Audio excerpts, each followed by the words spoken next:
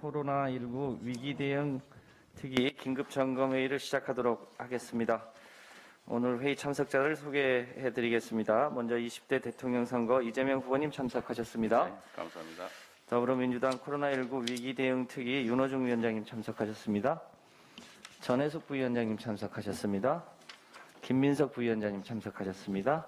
송기현 위원님 참석하셨습니다. 미래경제위의 이광재 위원장님 참석하셨습니다. 긴급방역대응반의 김성주 반장님 참석하셨습니다.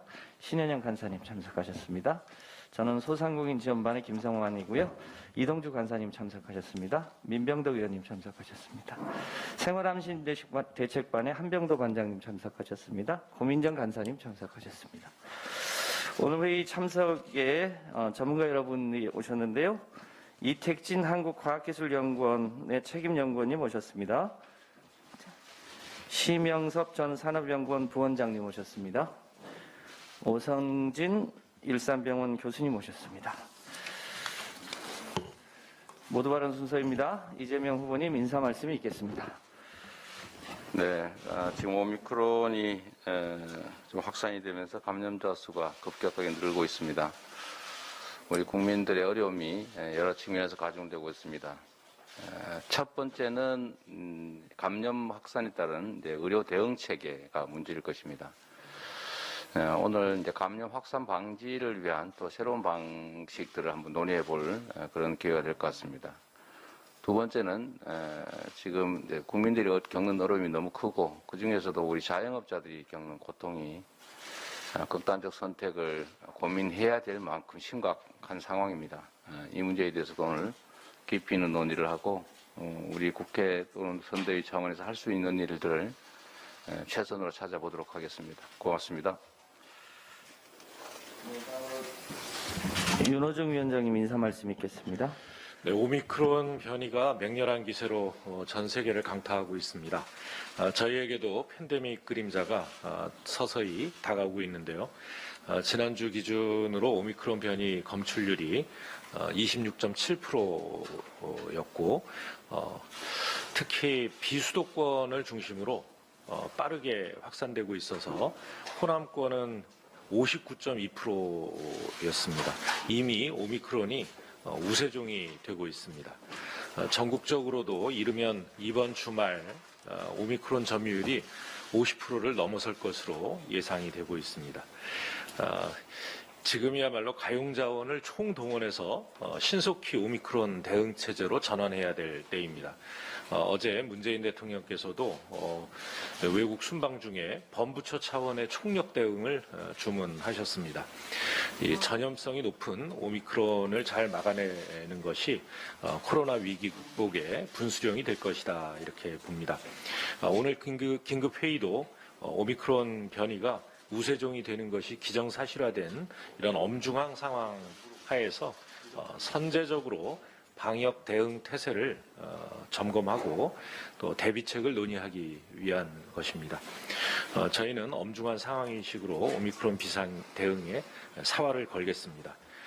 특히 민족 최대 명절인 설을 앞두고 있는 만큼 전시에 준하는 철저한 대비 태세를 갖추되 국민 불편은 최소화하는 데 지혜를 모아 나가겠습니다. 또한 그 소상공인 자영업자에 대한 지원도 대폭 넓혀야 됩니다. 이 국가가 이들을 보호하지 않으면 온 국민이 함께 지켜왔던 방역의 뚝이 경제와 민생으로부터 뚫려나가게 될 것입니다. 이 민생과 방역 모두를 지켜내려면 추경을 신속히 처리해서 소상공인, 자영업자들을 지켜내야 할 것입니다. 아울러서 중앙정부와 지방정부 간의 협력 채널도 강화해 나가야 합니다. 특히 오미크론 변이가 비수도권 확산세가 심상치 않기 때문에 각 지자체와 일선 의료 현장이 오미크론 확산에 충분히 준비되어 있는지 지금 시점에서 다시 한번 점검하고 부족한 부분을 채워 나가겠습니다. 또 오미크론 대응에 과학적 방역과 예방이 대단히 중요합니다. 지금 검토되고 있는 IT 기반의 방역 시스템 도입, 또 재택치료 환자 모니터링을 통해서 회복 지원 방안도 검토해 나가겠습니다. 이런 방안이 도입된다면 역학조사와 재택치료의 일대 전환점이 될 것으로 봅니다. 보다 상시적이고 또 능동적인 대응 체계로 전환이 이루어질 수 있도록 국가 방역 시스템 개선도 적극 지원하겠습니다. 또 당일 검사, 당일 결과 확인이 가능한 PCR 검사를 도입하고 먹는 치료제를 적극 활용하는 한편 또 재택치료의 재택 치료도 확대해 나가는 민관 총력 대응 체제를 만들어 가겠습니다. 불행 중 다행인 것은 위중증 환자 수가 지속적으로 감소하고 있는 추세라는 점입니다. 그러나 절대적인 환자 수가 늘어나게 되면 이 역시 불안해질 수 있습니다. 국민 여러분의 힘 모두를 다 모아서 함께 여러분의 협력 속에 인력 수급과 병상 확충 또 현장의 애로를 감안해서 충분하고 과감한 지원이 이루어지도록 노력하겠습니다.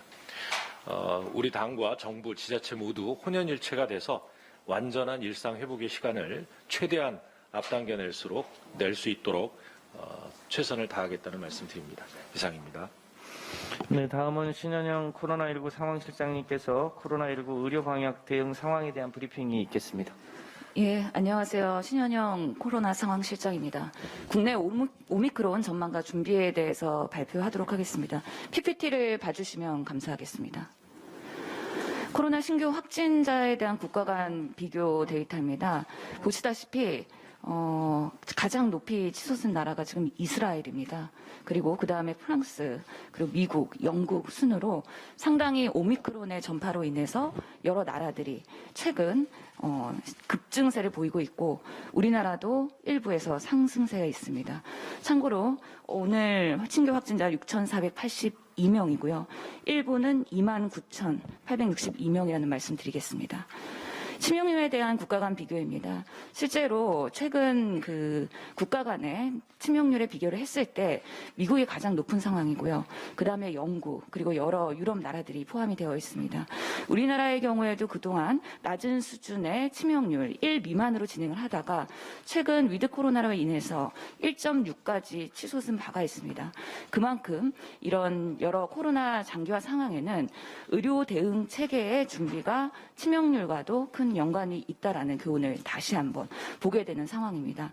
그만큼 앞으로 오미크론이 확산되었을 때 우리나라의 의료 대응 체계가 얼마나 잘 준비됐느냐에 따라서 국민들의 건강이 직결된다는 그런 결과를 보여주는 데이터가 되겠습니다. 정부는 오미크론에 대한 우세종을 이번 주말로 예상을 하고 있습니다. 그 근거로 봤을 때는 그동안에 우리나라의 신규 확진자의 오미크론의 점유 퍼센트를 로그 함수로 그렸을 때요. 실제로 오미크론이 50%를 차지하는 시점이 1월 22일 토요일이 되겠습니다. 그 근거를 바탕으로 해서 정부가 주말부터는 우리나라도 오미크론의 우세화 그리고 우세종의 전환을 예상하고 있는 거라고 말씀을 드릴 수가 있습니다. 국내 오미크론이 얼마나 파급력 있게 증가할 것이냐에 대한 예측 모델들이 여러 개 있습니다. 가천대 정재훈 교수의 데이터를 보면 3월 1일 확진자가 2만 명 그리고 중환자가 2,000명까지 추정된다라는 발표를 했고요. 또한 서울대 조성일 교수님의 경우에는 방역 수준을 지금처럼 유지한다 하더라도 2월 말 7,700에서 9,800명까지 그리고 만약에 방역 수준을 완화하거나 백신 접종률이 급감한다 했을 땐 최대 9만 5천 명까지도 확진될 거라는 예측을 했습니다. 이런 예측 모델을 돌릴 때에는요. 중요한 지표들은 방역 수준 그리고 거리 두기, 방역 패스, 백신 접종률 등이 영향을 미치는 주요 인자가 된다는 말씀을 드리겠습니다. 오미크론에 대한 우리나라의 그런 하루에 2만 명 또는 3만 명, 정말 넘게는 9만 명까지 예측이 되고 있는 상황에서 그럼 이런 우세종이 됐을 때 우리나라에서의 의학적인, 임상적인 특성이 어떨까를 예측해 볼 수가 있겠는데요. 실제로 남아공에서 시작된 오미크론이기 때문에 그 나라의 데이터를 참고로 볼 수가 있겠습니다. 남아공과 캐나다의 데이터를 보여드리면 전파력은 두세 배 강할 수 있지만 실제로 입원 치료를 받거나 산소 치료, 위중증, 사망률에 대해서는 델타가 지금 이 남아공에서는 주황색으로 보이는데요. 그거에 비해서 상당히 떨어지는 것으로 보고가 되고 있습니다. 또한 이미 유럽에 우세종화된 이 데이터에서도 보면 입원율, 중환자실 사망률이 상당히 떨어지는 걸 보여서 치명률은 상대적으로 낮다. 기존의 델타보다는 3분의 1에서 3분의 2 감소하고 응급실 방문도 감소할 가능성이 있다라는 보고가 되고 있습니다. 다만 나라마다의 상황들이 다를 수 있을 거라고 생각되는데요. 특히 우리나라는 그동안의 3T 그리고 K방역으로 인해서 상당히 감염률이 낮았기 때문에 우리 국민들의 면역도는 다른 나라에 비해서 상대적으로 떨어져 있을 수 있고 그만큼 백신 접종률을 높여서 면역력을 유지하는 게 더 중요하다. 그래서 이미 스웨덴이나 여러 유럽의 그런 이미 감염된 확진자가 많은 나라와 비교했을 때는 이런 임상 양상들이 다를 수가 있기 때문에 다른 나라들의 지표를 보면서 우리나라가 뭐 약화된다 또는 안정적이다라고 예측하는 거는 아직은 금물이라는 말씀을 드리겠습니다. 얼마 전 1월 19일 어제 뉴스입니다. 오명돈 중앙임상위원장 서울대 감염내과 교수께서는 방역의 목표는 사회 기능 유지라고 말씀하셨습니다. 우리나라의 방역 수준이 상대적으로 높다. 초기에는 이런 수준들이 적절했으나 이미 백신과 치료제가 있는 상황에서는 좀 과도한 측면이 있다라는 이야기를 하셨습니다. 그만큼 합리적인 방역 대응이 지금 중요하다라는 이야기입니다. 코로나19 진료에 있어서도 기존 의료체계에 편입해야 지속 가능한 대응이 된다 해서 코로나 환자 그리고 비코로나 환자를 보는 의료 대응의 그런 이분법적인 것을 뭔가 융화할 수 있는 시스템이 필요하다는 주장을 하셨습니다. 중앙임상위원회는 지금 우리나라 의료계의 코로나를 보는 임상의 컨트롤 타워로서의 그런 입지를 굳히고 있는 상황인데요. 이곳에서 최근에 제안한 바로는 오미크론은 델타 바이러스와는 확연히 다르다. 기존에 코로나19가 하기도, 즉 폐 쪽에 감염이 주로 됐다면 오미크론은 상기도, 코나 비인두 같은 상기도에 감염이 되기 때문에 그래서 여러 가지 임상 증상들이 좀 경증으로 나타난다는 것이고요. 기존 방역과 의료 대응 체계는 오미크론 대유행이 발생했을 때는 감당하기 불가능하다. 그렇기 때문에 방역은 우리의 목표가 완벽한 추적과 트레이싱이 아니라 피해 최소화와 사회기능 유지를 목표로 해야 된다. 그렇기 때문에 엄격한 K방역에서 유연한 방식의 방역으로의 패러다임 전환을 제안을 하셨습니다. 또한 의료기관도 기존의 이분법적인 그런 코로나 전담병원보다는 전체 의료기관이 코로나 환자, 비코로나 환자 같이 보아야 한다는 것이고요. 그렇기 때문에 동네 1차 의료기관도 코로나 진료를 해야 되는데 이런 준비에 있어서 우리 국민들께서 사회적인 준비 그리고 이 코로나로 인해 여러 가지 패러다임이 전환되고 특히나 고위험군 중심으로의 그런 치료 시스템에 대한 합의를 해주셔야 되는 중요한 시점이라고 보입니다. 그만큼 국민 소통이 중요한 상황입니다. 그렇기 때문에 오미크론이 대유행이 발생했을 때 이렇게 무증상이나 감기 증상 아니면 독감과 같은 경미한 증상의 환자들은 상당히 늘어날 것으로 보이고요.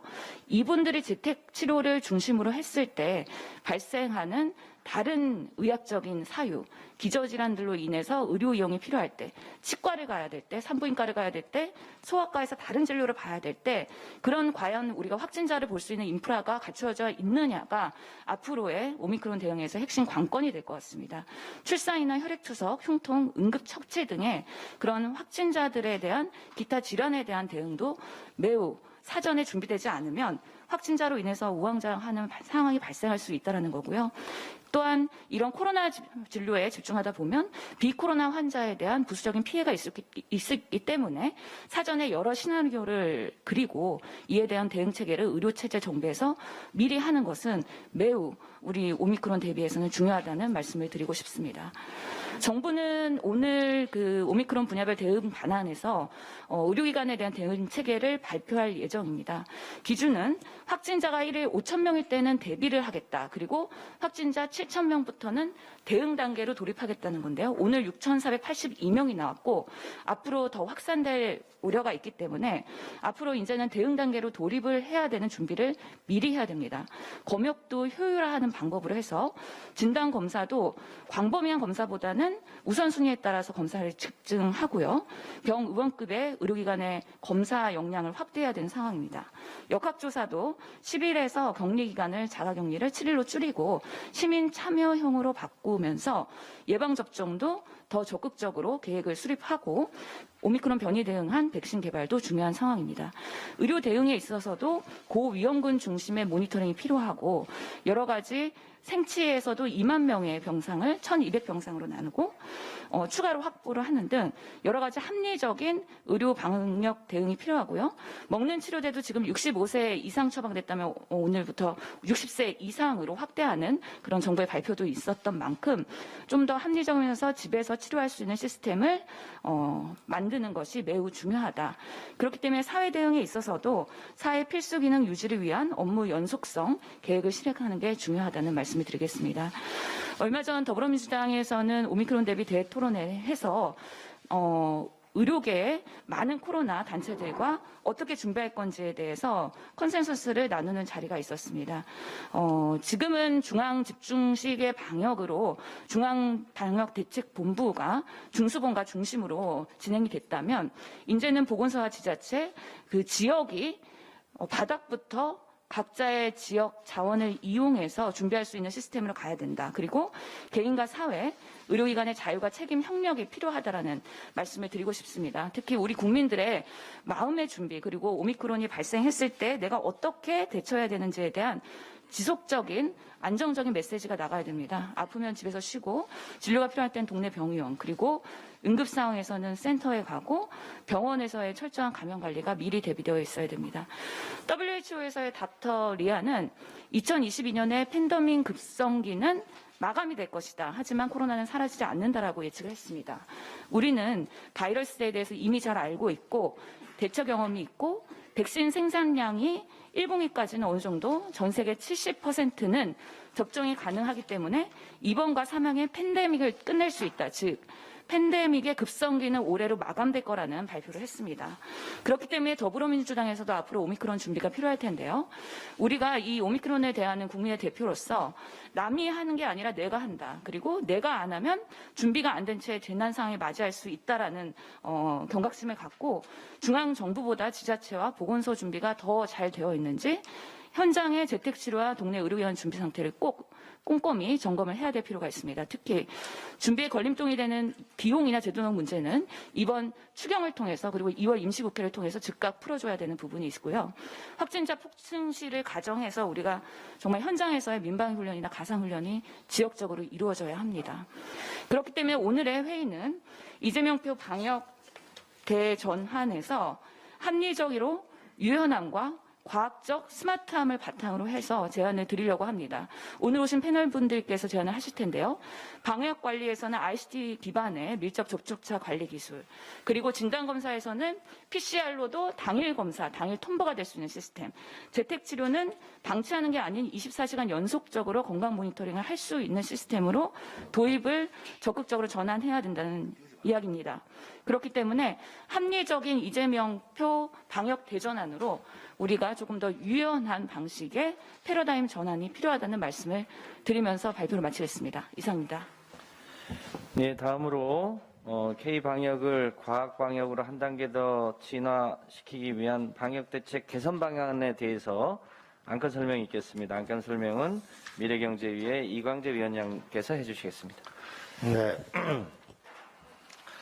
지금 제가 발표하는 거는 우리 이재명 후보께서 경기도지사 시절에 방문하셔서 잘하고 있다라고 한 부분을 더 진화하는 것입니다. 디지털 방역으로 대전환이 필요합니다. 지금 현재는 검사가 또 굉장히 오래 걸리고 검사 결과도 굉장히 늦게 나오게 돼 있습니다. 앞으로 이 검사가 하루 무조건 자가격리를 해야 되고요. 매일 10일만 갇혀 지내고 있습니다. 이게 왜 이렇게 오래 걸리냐면은 검체를 수탁기관에 갔다 오느라고 이게 시간이 많이 걸리고 있습니다. 점점 이제 하루 반씩 늦어지고 있습니다. 두 번째로는 영업 제한 셧다운 때문에 너무 소상공인들이 지금 힘들어하고 있습니다. 지금 2년째 이러고 있는데 뭔가 근본적인 대책이 필요합니다. 세 번째로는 우리가 밀접 접촉자라고 문자 하나 받으면 정말 바들바들 떱니다. 그리고 거의 24시간 동안 거의 이틀 정도의 힘든 상황을 하고 국회가 되게 되면 의원회관이 폐쇄된다든지 또는 한층이 폐쇄된다든지 뭔가 이렇게 핀셋으로 정확하게 우리가 좀 동선 파악이 필요하다고 봅니다. 그래서 첫 번째 대안은 현장 PCR로 빠르고 쉽게 하는 것입니다. 신속한 결과로 1시간 내에 하는 것이고요. 그래서 이거는 현재 질병청이 정부의 수탁기관을 24개만 운영하고 있습니다. 그런데 우리가 여주시에서 우리가 한 사례를 보니까요. 신속하게 검사하고 2시간 내에 결과를 알려주고 이렇게 돼서 확산을 조기에 차단한 것이 여주시의 사례입니다. 이것은 현재 여주시의 사례는 시약과 검사 장비를 모두 다 식약처를 통과했습니다. 그래서 이거를 수탁기관으로 만약 여주시를 지정하게 되면 이 사례는 전국적으로 퍼져나갈 수 있습니다. 두 번째로는 이 코로 하니까 아이들이 굉장히 힘들어합니다. 그럼 타액 검사로 하면 훨씬 더 편안하고 쉽게 할 수 있습니다. 코로 했을 경우 아이들이 공포감을 갖는데요. 이건 또 타액으로 하면 자주 할 수도 있습니다. 현재 키스트에서 이것을 하고 있습니다. 이 부분에 대해서는 현재 국가가 지정한 기관에 200개의 샘플을 조사를 마쳤고 특이도 민감도에서 모두 정확성이 높다는 것이 확인됐습니다. 그러니까 금주 중에 식약처에서 신청을 예정할 예정입니다. 만약 이것이 빨리 통과되고 나면 이제 타액으로도 훨씬 빠르게 우리가 쉽게 검사할 수가 있게 됩니다. 세 번째로는 현재는 5개를 묶어가지고 한 검사는 풀링 시스템을 하고 있는데 만약에 이거를 10개까지 묶어서 하게 되면 훨씬 더 많은 양을 빠르게 검사하는 것도 또한 가능해집니다. 그래서 이것을 실시한 사례가 현장 PCR을 하고 타액 검사라도 하고 빠르고 쉽게 한 사례가 여주시의 사례가 있고 키스트의 사례가 있고 한체대의 사례가 있습니다. 이 사례를 이번 주 월요일 날 유은혜 부총리에게 모두 보고를 했고 이 사례를 도입해달라고 학교 현장에서는 요청하고 있습니다. 두 번째로는 우리가 한 건물 GPS 기반으로 정부가 하는 것이 코동이고요. 코로나 동선 안심이고 키스트에 여기 박사님, 이택진 박사님이 개발하신 것이 우리가 신호를 분석해가지고 주파수를 분석해가지고 가장 제한된 공간에 있는 분들만 정확히 핀셋으로 정보가 가는 겁니다. 그렇게 되면은 너무 광범위한 사람들이 피해를 보지 않고 정확하게 타겟팅이 될 수 있습니다. 이것을 우리가 여러분들 휴대폰에 다 갖고 있는 쿠브라는 시스템, 이게 전 세계 120개 나라에 수출한 대한민국의 블록체인 기반의 아주 우수한 기술입니다. 그러면 저 RF 신호 기반을 분석해가지고 쿠브에 탑재하게 되면은 우리는 훨씬 더 효과적으로 우리가 음성으로 확인되어지면 식당이나 공연이나 이런 것이 가능해지게 됩니다. 그다음에 또 하나는 재택 환자가 이게 외로움 먹고 굉장히 힘든 공포스러운 밤을 보내는데 이 부분과 관련해서는 우리 오성진 박사님께서 24시간 이 디지털 반지를 통해 가지고 모니터링 반지를 통해 가지고 해결하는 오늘 방안을 제시해 주실 것입니다. 근데 여주시의 사례를 보게 되면 여주시는 경제가 다운되지 않았습니다. 경제 활동 참가율, 고용률, 실업률. 그래서 여기는 교도소나 군부대 이런 문제를 다 해결했습니다. 그래서 이런 신속 PCR을 통해 가지고 아울렛도 문을 열었고 심지어는 5일장도 지금 여주시에는 정상으로 가동되고 있습니다. 그래서 이번 주에 여주시 소상공인 연합회에서 여주시장이 표창을 받았고 28일에는 전국 소상공인 연합회로부터 표창을 받을 예정입니다. 여주시처럼 해달라는 것입니다. 그래서 저는 이 부분을 적어도 우리들의 학교, 아이들이 있는 학교, 병원, 공항, 군부대, 지금 평택의 미군부대도 굉장히 어려워하고 있습니다. 이런 부분에서 우선적으로 저는 시범 도입을 좀 해서 우리가 여기서 성공하게 되면은 이게 정말 쉽고 국민들에게 그다음에 비용도 줄이고 시간도 줄이고 그리고 자유로운 경제활동을 좀 더 폭넓게 열어주면서 민생과 방역에 함께 전진했으면 좋겠습니다. 이재명 지사께서는 지사 시절에 여주시를 방문해서 참 잘하고 있네 라고 하는 부분이 지금 마지막 결실을 앞에 두고 있습니다. 우리는 대전환의 결단이 필요한 시기입니다. 이상입니다. 네, 지금부터는 회의를 비공개로 전환하겠습니다. 언론인 여러분의 협조를 바랍니다. 결국 못했던 거예요, 정부 반대로. 이게 결국은 지금 어떻게 하고 있냐면은 지정기관으로 수탁기관으로 되지 않으니까 여주시가 자체 예산으로 전부 하고 있습니다. 만약에 수탁기관으로 여주시를 지정해주면